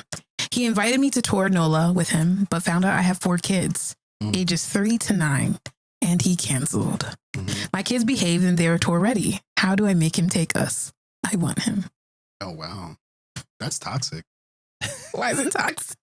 How can I make him take us? He don't want nothing to do with you. Yo, y'all got to be honest. If y'all got kids, y'all got to get a sugar daddy or somebody who's willing to risk it all for y'all. Because honestly, these guys want to take advantage of you. No, not real shit. Yeah. They just want it. And at the end of the day, if you got a family, you know what I mean? That should come first, not the dick. I gotta get your priority. You definitely coming back. That's a real answer. I like I'm tired of that. Correct answer. Or what does Steve Harvey say? Right answer. That got me mad. Yeah, he did. That touch hit home for you, huh? Yeah, I mean, it's crazy. I mean, these girls with kids, man, they wonder why guys run over them, and it's what do you expect? They don't want that responsibility. What bothers me about that is I would think that as like, so if I had children and I was dealing with someone who, if I wanted to deal with someone, they immediately expressed that they weren't interested in dealing with my kids, I wouldn't want them around them, because you don't know, people can be abusive. Right. They can be mean. I mean, you don't have to be like, mommy dearest abusive. But even just the feeling of being unwanted. Right. Yeah. So there's nothing she can do unless she's going to give up her kids for adoption. But I'm sure the dick is not worth all that. Right. She's probably not really a good mom, because I feel like a good mom would never even. I mean, she is a good mom. She's going to take her kids with her. She's not going to leave them at home. she would have to. I hope she wanted to leave them. She wanted to take them with her. I know, but she's a very hands-on mother. But her instinct should have been like, oh, Kevin, I can't take them with you don't want my kids, like like she wants him so bad that she's ignoring the fact that he's basically dissed her because she's got 3 kids. Right. You know what I'm saying? 4. And those kids are her life. Like that should come. They first. should be. Yeah. So yeah, there's nothing she can do. The next time, like, don't tell him you got kids and just get them all dickmatized or pussy. They can't say dickmatized, so whatever, in love with the pussy, and then spring it on him. She gonna have to settle for less in terms of like attraction. Like she gonna have to get some ugly older guy. No, for the kids. No, nah, man. Get them a house, make it look good. No, private school. They going to college. Yo, it's for the kids. That's it's for the kids. All right, he said, set them kids up right. No, she don't have to settle for all ugly older dude. She just has to settle. She needs not. It's not even about settle. She just needs to. She probably needs to seek out relationships with people that have kids or in kid-friendly environments. Or one kid. And like a jazz club musician guy, that ain't going to work. Yeah. He's going to run. That's not him. This is a bad start. And he's always traveling. And it's not your tour. Like, is the tour the best place for No, it's not. Children between the ages of 3 and 9? No, it's not. So I'm sure he doesn't have money to be paying for homeschooling and nanny and all that stuff. That's why he said, girl, it was for an invitation for 1 and now you made it to 5. So yeah, and that's crazy. Wow. Yo, she really is into that dude though. That's crazy. She said she gets what she wants. Not this time. No. That sounds crazy. That part right there was wow. Whoa. I think and get what I want. Oh, yeah. Whoa. Yeah. Some magic going on. I mean, y'all say you want women who take initiative, right? Yeah. So there you go. Yo, not on my tour. Not Norla. Not with your 4 kids that I've never met. Yeah, it's a process. It really is. Yeah, sure. God damn. Like you shouldn't bring anybody around your kids. Like not just anybody. Yeah. It's vetting. For sure. To the highest degree. I agree. Agree. Yeah, when these kids see a lot of guys around, like, I grew up like that. You know what I mean? I've seen kids grow up like that. Like, it's different guys. Where's my dad? You know what I mean? Like, can this guy be my dad? You know what I mean? It messes them up. They might even develop a relationship with this guy and now, like, it broke up. Right. And then it's broken relationship. Yeah, like the McDonald's shit. Yeah. You remember that, right? No. The dude, he had, the situation was, he was with the girl. She had 2 or 3 kids or something like that. She had a few kids, and they had a kid together. They broke up. So he used to take care of all of the kids at one point. Yeah. After they broke up, he only wanted to bring things over for the one child. McDonald's. He came with McDonald's for his one child. That's messed up, though. And she was like, if you don't have it for all my kids, don't bring it at all. Right. But I feel like he just had enough for his child. So you know what I'm saying? Times is hard. No, I'm with you. Bring it for all or not at all. Right. Like you were bringing for all of them at one point. You know what I mean? Like, I don't know. It's petty. It sounds petty. It is petty. You kind of. No, because I just looked at it from the point of view perspective of like, if he did not have the resources to get it for all of the kids, like he's trying to take care of his responsibility. It is not his responsibility to take care of the other. Those are not his kids. He might have had a relationship with them, but when it's all said and done, she chose the father of the other, for the other kids. And that dude is, I'm sure, not bringing McDonald's for his son. Right. You know what I'm saying? I'm with you on that. You know what I'm saying? I understand both sides of the coin. Yeah, for sure. It's fucked up. Like, in a perfect world, yes, I have a relationship with all you kids. I'm going to bring everybody McDonald's. But times are hard. Yeah. So we can't assume that he had McDonald's enough money for all. You're going to give him the benefit. Yeah, a little bit. A little shum. Nah. Go ahead, Rell. Brown sugar. Alrighty. Dated Grady seriously for a year. I asked him to move in and he said, I can't live with someone unless I plan to marry her. My heart was full. I mailed invites, got fitted for a dress, told my fam. Now he's saying he didn't propose. Why is he playing mind games? Hold on. Read that over again, please. Please. Dated Grady seriously for a year. His name is Grady. I asked him His name is Grady? Yes. Is this from 1974? I don't know. Who the fuck is named Grady in 2023? This man. All right. Dated Grady seriously for a year. I asked him to move in and he said, I can't live with someone unless I plan to marry her. My heart was full. I mailed invites, got fitted for a dress, told my family. Now he's saying that he didn't propose. Why is he playing mind games? Why? She's psycho. Yeah, she's crazy. She's psycho, more psycho than a motherfucker. God damn. They've been dating for a year, you know? That's 12 months, 365 days. People break up after a year. Like, that's when it gets harder. Like, after that year mark, that milestone right there. Yeah. He just said, I can't live with someone unless I plan to marry her. I like that quality about him, honestly. But he's like, I'm not moving in with you because I don't plan to marry. Like, I don't plan to marry you. That's the inverse of that. She heard something completely different. Yeah. Grady's a mother, but his name is Grady. You shouldn't trust. I'm joking. No, she was tripping. She jumped to conclusions. For sure. Yeah. Wow. She bought a dress though. She mailed invites. Yeah, she's psycho. That's insane. She picked dates. Like, you have to pick a date to. she didn't say RSVPs or save the date. She said invites. And she never consulted him. Grady's just living his life. Like, because he's playing mind games. No, I don't think Grady was playing mind games. I think Grady was completely in the dark. Grady's not even his name. That was the username or something, right? I don't know. I'm just making sure. Yeah, he was scamming. Wait, what? All right. No, listen.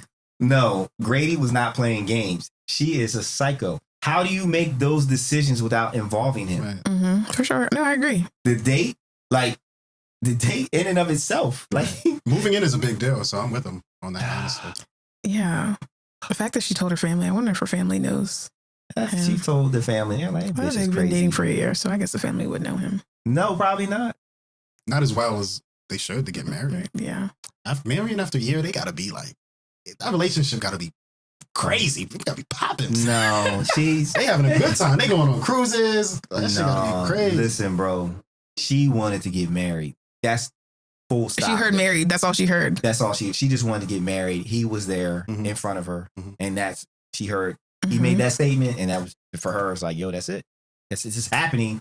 She probably had the dress picked out already. So well, the thing is, have they moved in together, or like is he? I don't think so. He says, I can't live with someone unless I plan to marry her. So I don't think so. Right. So what do you?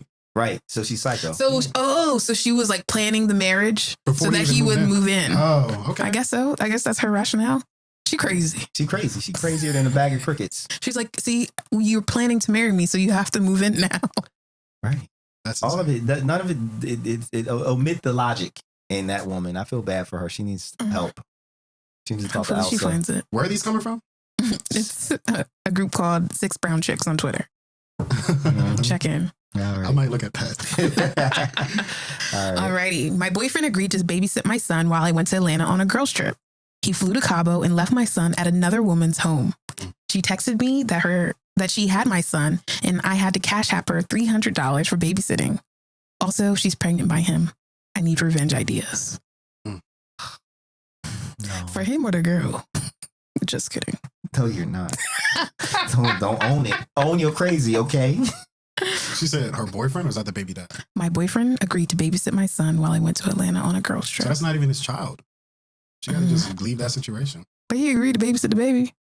So, all right. My kids are okay. I feel like I got lost. Read it again? Yeah, please. Okay. My boyfriend agreed to... Let me start. My boyfriend agreed to babysit my son while I went to Atlanta on a girls trip. He flew to Cabo and left my son at another woman's home. She texted me that she had my son and I had to cash app her $300 for babysitting. Also, she's pregnant by him. I need revenge ideas. She can say she's pregnant by him as well. And start drama? Yeah, fuck with his mind a little bit. Right? Like, make his priorities like, who you want to choose? You know what I mean? Ooh. If anything, but I mean, I don't really side with the revenge thing. But you do it so well. Right. That was right off the top. You're better than me. Yeah. I think Yo, nice. I know I have questions that you can't answer, but it just makes me wonder. Now, who the fuck, what kind of diabolical human being offers to watch a child and then drop that child off to another woman? He dropped it off to the mother of his child, someone he thinks is capable of watching this child. She really had to send her 300? Nah, I feel like somebody's lying here. Who's lying? Maybe the mom that asked for the 300. Like, why would she ask for Cash App why wouldn't she ask from the person who dropped the fucking kid off? Right. Well, maybe because I think this is his woman, and he knows that he's cheating. He's clearly cheating. I know, but like, why would she ask? Why would she have no? I don't know. It's just all wrong. It's just all wrong. I thought that she was telling the mother, like, "Hey, I have your son," and that was like it's a ransom. You want to see your son again? No, she said, "I babysit your bald-headed child. You need to send the funds." It doesn't make it. None of this makes sense. Maybe you're right. Maybe you're right, Ceez. It is the end of days. It's the end of the world, man. Oh no! I wasn't going to go into that, but maybe you're right. It just because why would you offer it to? Okay, so I'm thinking like this, dude. Yeah, I'm going to watch the child. Knowing I'm going to Cabo. Why would I do that? Why would I offer the like unless the child maybe he didn't think he was going to get caught, and he was going to have a good weekend. His first time to be out of town without her. But why would you take on the responsibility of someone else's child? Because he had backup. He knew he could go to his that's the mind games. Baby mama. That's the mind games to watch the other girl's baby. I'm gonna keep my drought going. My life is so peaceful right now. I'm just gonna keep my drought going. All you gotta do is protect yourself, man. You know, you already doing right by yourself. You know when they crazy. You know when they not. You know what I mean? There's always red flags. That's a red flag. And I'm sure this man had red flags. I don't know why she trusted him to watch her son. He's a whole walking red flag in Cabo. Because that's toxic as hell. I'm trying to understand the logic of, I'm going away. Oh, you're going away. Oh, yeah, I watch Little Bobby. Like, I don't know what you're going to do with Bobby because I can't watch him. You don't have to say I'm going to Cabo. Like, he should have said no. Right. You know what I'm saying? That's the crazy part. That's the part I'm trying to wrap my brain out of. Maybe he really likes her and he was like, oh, this will give me a point. It's the mind game. But I really got something to do. So I'm going to say yes. So she thinks I watched Little Bobby. God damn. But then really I'm going to have old girl do it. It's like, why? Anything she should do for revenge? Well, what should she do for revenge? Well, you're saying she should say that she's pregnant. Right. That's his mind a little bit. I don't know. You definitely going to do something like you left my child. I left my child in your care. And then you put my child in someone else's care that I do not know, I do not trust. You betray my trust. So something got to happen. Like violent? You think she should like do something to his car or something? No, you never do anything to the car. Cars are defenseless. I don't know, but nah, man, lie and be like, I got STI. You need to go get that shit checked out. Damn. Yeah. That's crazy. That is crazy. Yeah. Yeah, be like, I like that though. Yeah, so then he's gotta tell whoever he's fucking around with. Yeah. This little kid dropped off somebody to somebody else. He does not care. He's not calling nobody. Well, I mean, he's probably not gonna care. She asked for ideas. That's a good one. Girl, find a new man. That's the idea. Move on. Find a new man. That's the revenge. All right, you heard that? Maybe from Brown Sugar. Yeah. Maybe stigmatized. Okay. Last one. Okay. Wife got new breasts for her 40th birthday, and I don't like them. Boo, I agree. They're cold and unnatural. I told her that her natural, saggy girls were more appropriate for her older face and jowls. Oh, shit. She responded by cheating on me because I'm impotent. Sometimes. What? I miss her. She cheated? Advice. Because of that? Because he can't. Wife? He got ED, it sounds like. He's got occasional ED. Okay, well, first of all, her getting her titties done is indicative of someone who's about to be out on the prowl. That's a setup. Right? And it didn't help that he said those horrible things. Mm-hmm. So that just was like the green light. She said, let me show you. Right. Hold my beer. Mm-hmm. Say stupid things, win stupid prizes, right? Mm-hmm. What was her question? What she need to do? She responded by cheating on me because I'm impotent. Oh, him. Sometimes I miss her advice. So he wants to get her back. Mm. Well, first of all, there's Cialis, there's Blue Chews, there's Viagra. There's all kinds of things to help with your impotency. Okay, that's first thing. Second that shit ain't gonna make your heart fall out your body. Probably will, but he sounds like he deserves it. They got these like... I might sound crazy. They got these cock rings. I've never used one, but like it holds the blood. Mm-hmm. So like once you get hard, you stay hard for. Well, first the challenge is you gotta get hard, and if you having problems, that's a hard thing to do. I feel like erectile dysfunction is you get hard, you just can't stay hard. You know? No, there's different flavors. There's different flavors. There is. I can never get hard. I can never get hard. I can only get halfway hard. Yeah. I can get hard, but if the wind blows, That shit just do. Right. There's just all kinds of flavors of it. So I can get hard sometimes I can't. There's just different ways. So depending upon what he has going on, like, yeah, the cock ring could be a solution, but the first thing you got to do is be able to get hard. Is it the titties that's like making it go down? Nah, that motherfucker's probably out of shape. He's probably out of shape. He's probably... The titties probably don't help if he's not attracted to him, right? Or titties or titties. No. I mean, like, I don't particularly care for augmented breast.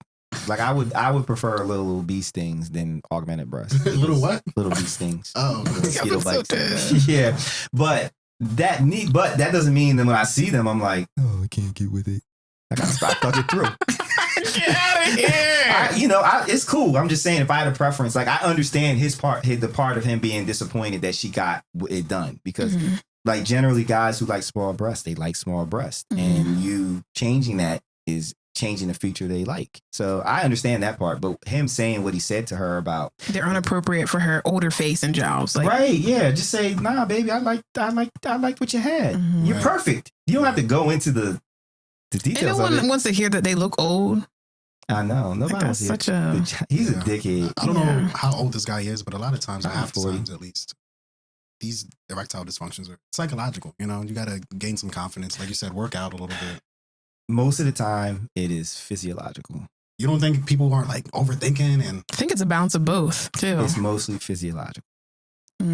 But if you got something to say, so is something going on? No. It's the reason why I work out. Yeah, it's the reason why I work out. But like, I mean, it can be your diet is bad, right? Right. But it's a circulation thing. Like, when you get aroused, blood rushes from other parts of your body into your penis, and that's where it fills and engorges and blah blah blah. So if you have blood pressure issues, if you have respiratory issues, if you have anything that's going to help mess with your blood circulation, then that is going to impact your ability to have an erection. You're right. People's cholesterol is all this, and that's what those pills do. Like, that's why you can have a heart attack. Like, if you're on Viagra, Cialis, Blue Chews, if you have heart issues, and you're not in shape, they get you pumping so you can have the circulation to cure the dysfunction. So that's why you have to be careful with them. Yeah. So yeah, it can be psychological. Not saying it's not, but more than likely he's probably out of shape. He's probably whatever. He shot the fuck out. And so your advice would be to get in shape, do better by himself. Yeah, to help with that. And win her back. Yeah. And win her back. I like that. Nice things. And say nice things and do nice things, and understand that look, that's not the first fucked up thing he said to her. Yeah, probably not. The fact that he put it in the letter, he's like, he doesn't even think anything's wrong with what he said. I feel like he probably used to talk about her breasts before she got the boob job, and now you still complaining. I'm leaving your ass. I mean, it just, gravity takes hold. I mean, takes hold of boobs, it takes hold of nuts. I mean, everything. He gave me the visuals. He's like, they're cold. They're what is it? They're cold and unnatural. Right. It's like, damn. All right. So you got a am I the asshole or something or no? No? I have one, but I don't feel like it's good. Let's try. Okay. Let's try. Let's play. All right. Staying on beat with our topics today. Am I the asshole because of how I reacted when my boyfriend played rap music? She got to be a white woman. Yeah, I was going to say, what do you think the demographic is? I know that music is in the ear of the beholder, but generally speaking, rap music makes me feel anxious and overstimulated. It's not all rap music. Some I do like, but most rap when I'm already feeling anxious makes me feel like I'm about to have a panic attack. My boyfriend has a broad taste in music, which also includes rap. We've played games before where he'll play me a bunch of songs and I'll tell him if I like them, if they make me anxious or if I just don't like them, but they don't make me anxious. If I'm not stressed out, then he wants to play rap. I just deal with it. I also never make a big deal out of any other music he plays, even if I don't like it. It's just music that makes me feel anxious. Today, when we were driving to the train station, I was feeling pretty anxious because we were a few hours late and other reasons. He put on Drake and 21. I'm saying boo. He put on the Drake and 21 album, and I guess I tensed up and made a face.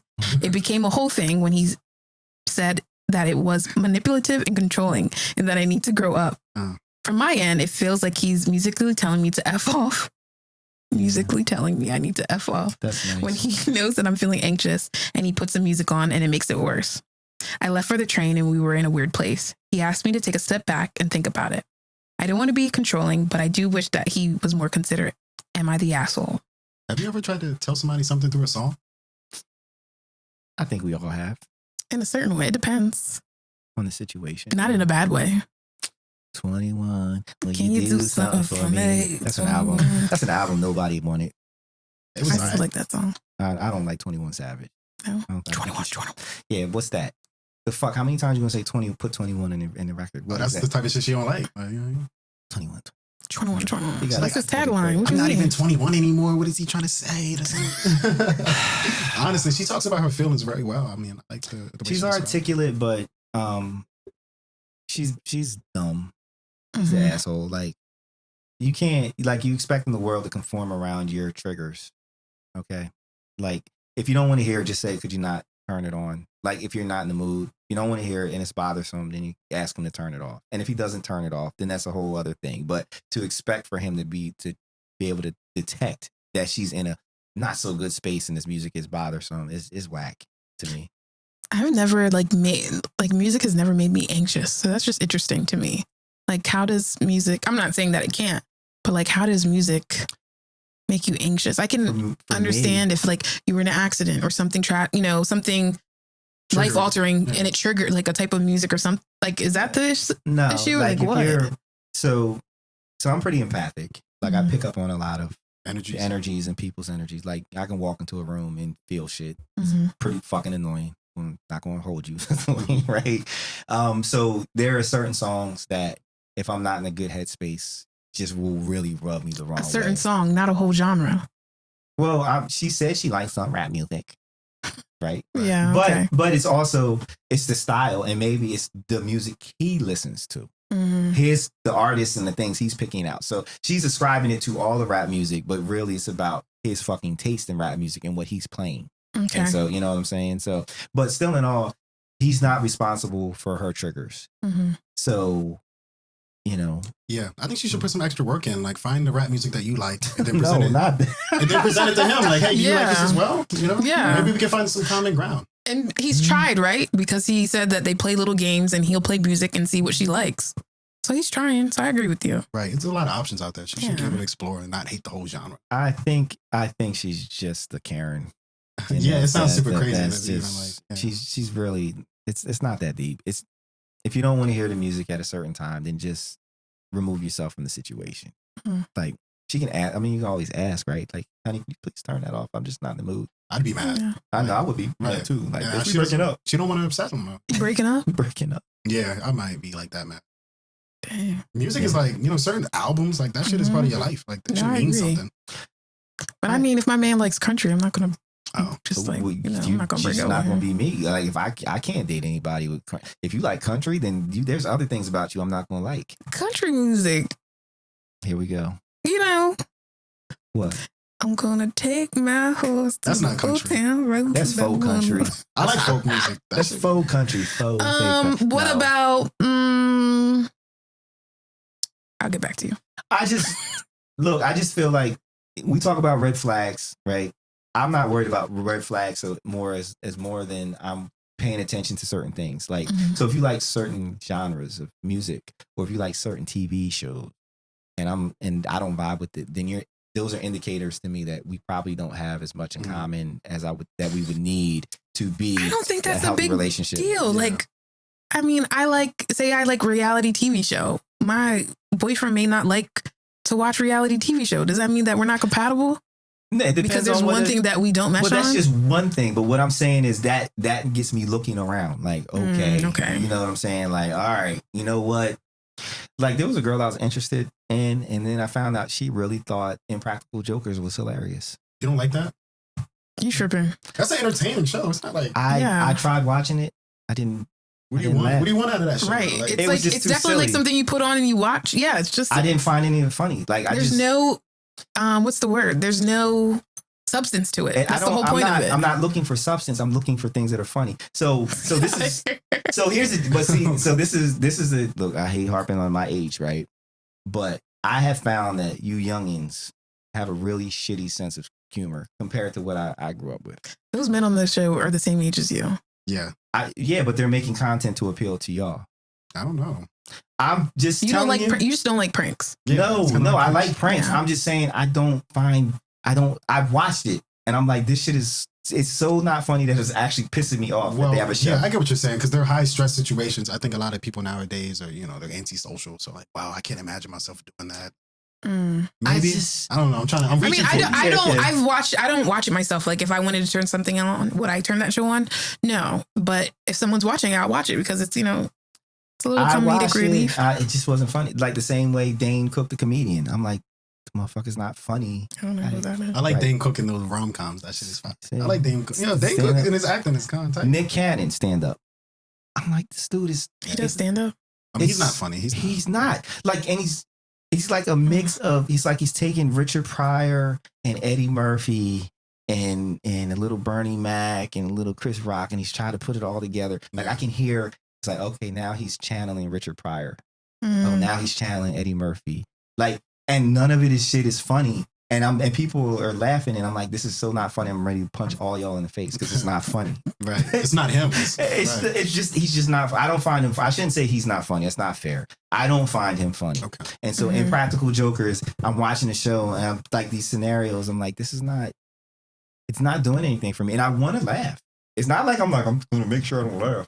I want to find it entertaining, and I really wanted to like her. But as she's sitting there laughing hysterically at this shit that I don't find funny, it's like she became less and less attractive. Like the attractive meter was going down until I just leave. I'm like, all right, I'm gonna take off. I'm gonna head on out. Back to that comment. That is interesting because a lot of people like dictate how a relationship is going based off of their like playlists. Oh, you like the same songs as me? You like Frank Ocean? Oh my God. I can see myself with you. I see that a lot. I feel like it's something easy to identify with, right? Because like you said earlier, with music, there's a connection. Like, what did you say? You said, have you ever played a song to like get a message through? Yeah. So it's like people have that emotional connection to songs. Like, I like this song because of this. I can empathize, or I felt this way. So I think that it's like, oh, wow, you like this person. I identify with this person. I think like this person. So that's where they find that connection. Okay.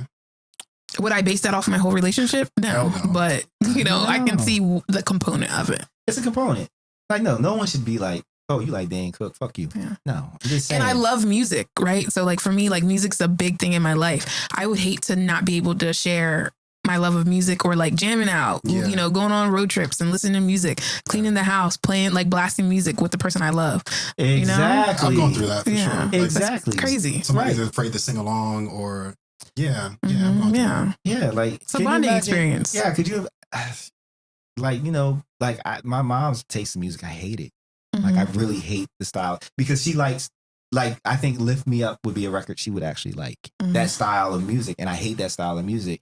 And so when I come over and she's like jamming to her music and cleaning and stuff, I get so mad because I'm just like, it's like nails to a chalkboard for me. So I'm like, can I turn it down, Mom? She's like, you don't like my music? I'm like, it's not that, Mom. I just have a headache. Like, like even since like you were a child, like she didn't play songs and you were in the backseat, like, and that grew up. So I have a lot of music trauma with her. Like it just now, like she would, it'd be Saturday morning, chilling, watching cartoons. Yeah, right. Paint the picture, yeah. Chilling, and then hear Luther come on or Anita Baker. You a hater, bro. Right. No. Oh, listen. It's not that I was hating it. It's the association because when she turned on the music, it means it's time for him to get to work. Clean. Oh. Right. So I would associate those songs to having to clean, like my perfect Saturday morning being killed because now we got to do housework. Yeah. So, so back then, it was cool. It's just like she's older and just it's a different.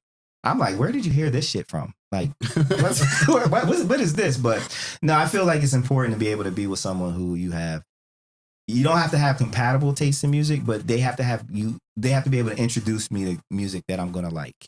Like the one person I dated, she really, not that I didn't like electronic music and house music, but she used to listen to it all the time. And so I liked it. And so it really opened my world to that. Now on the other side, she didn't like the hip hop. Right. So that was problematic.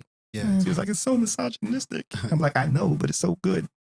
Something I had to wrap my head around musically as of lately was some people just want music to dance to. Like I love to lyrics and like vocal delivery. People just want to dance. Yes. That blew my mind. I'm like, what?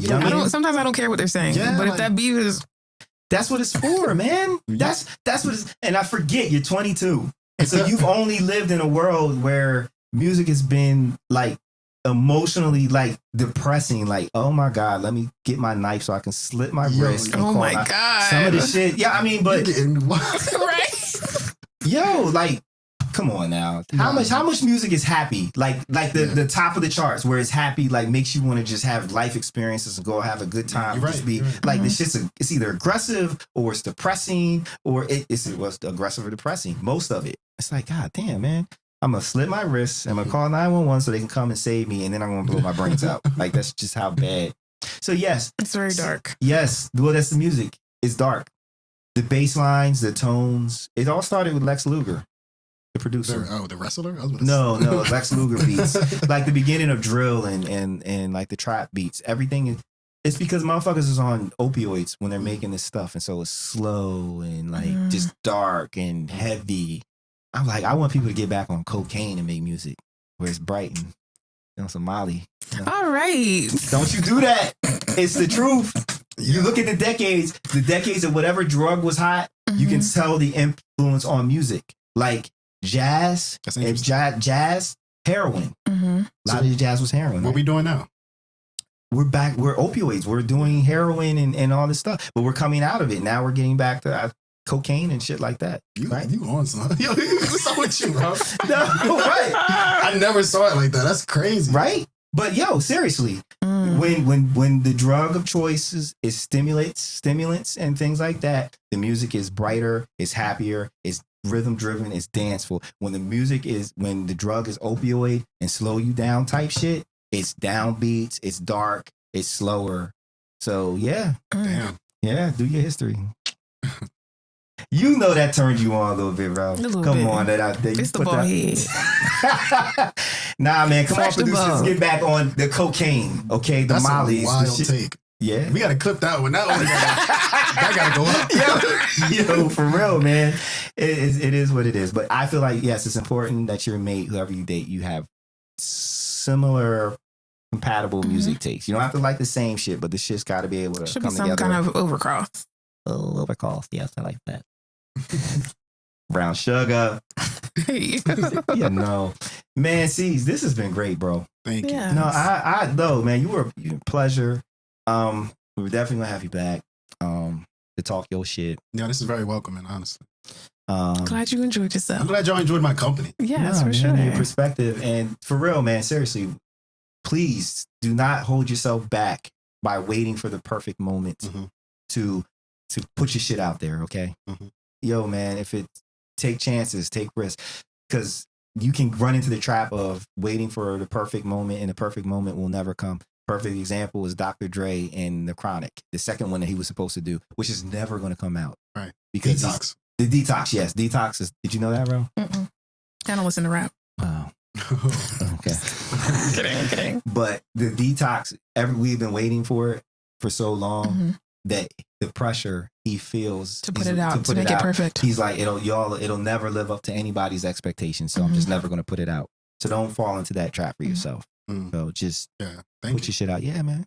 Thank you, sir. You got to hear some new stuff too, man. I got to show you. Yeah, man. You heard my song in 2020 when we were riding the Uber. And you were like, the mix is like, you got to work on the mix. Here's Dr. Dre stuff. He mixes perfectly. I actually put my stuff side by side of Dr. Dre.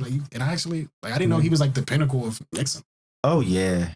And another one is DJ Quick. Okay. DJ Quick is fucking amazing when it comes to mixing and mastering and being able to work that board and being able to balance out frequencies and whatnot. Because that's what it all comes down to. People don't understand, like, you got to be able to shift those frequencies so that they're not stepping on one another. So everything has its own lane. Yeah. So that's what it all comes down to. I'm glad we met, man. I sat in the front seat of his Uber. That's weird, ain't it? Right? Yeah, man. During COVID, it was like 2020. I was living reckless. Yo. Yeah. It was meant to be. It's meant to be. Nah, man. But yeah, that mixing and mastering, and that's what it all comes out. I told you about the Stevie Wonder thing, right? I think I did. Like back, Stevie Wonder used to have long ass songs. Yeah, that too. Oh. But you leave Stevie alone. They're good. He had a junk car. He had like a hoopty and a radio FM transmitter that he would have at the studio. So the car would be outside, and when he would do a song, they would then get into the car and they would play the song through the transmitter. And if it sounded good in the car, then they knew it was going to sound good on any system, right? Yeah. So, you know, being in the studio, you can have all the nice monitors, but you need bullshit, the worst monitors, because you know if that shit sounds all right on there, then it's going to sound beautiful everywhere else. And that's what the people got anyway. That's what they listening to it on. Yeah. The bullshit. Yeah, so, you know. Thank you. All right, Rel, can you please take us out? Alrighty. Make sure that you like, comment, follow on all platforms, the Cultured Misfits podcast. Okay. And where can we find you? Find me on All Hail Ceez on Instagram, Ceasar Rodney TME on Twitter. I tweet a lot of crazy. My art page, Art by Ceez, Ceez, and that'll be all. Okay. And where they gonna find you, Rel? You can follow me on Instagram at Rel Traveling. Yeah. Have you posted anything lately or no? On Rel Traveling. And where can they find you? You can find me at the DJ Silk. Now it's at DJ Silk on Instagram, and then click on the link in the bio and all the other shit that I've been neglecting. So I mean, you can click on it, but it's not anything new. I need to get on my shit. Yeah. So leave me alone. No, absolutely not going to do that. Anyway, until the next time, this is Cultured Misfits podcast. Please like, share, subscribe, all this good thing, as Rel had said. And make sure you follow my man. Support. All love. Yes. All right. Until the next time, we are out. Bye. Bye. Perfect.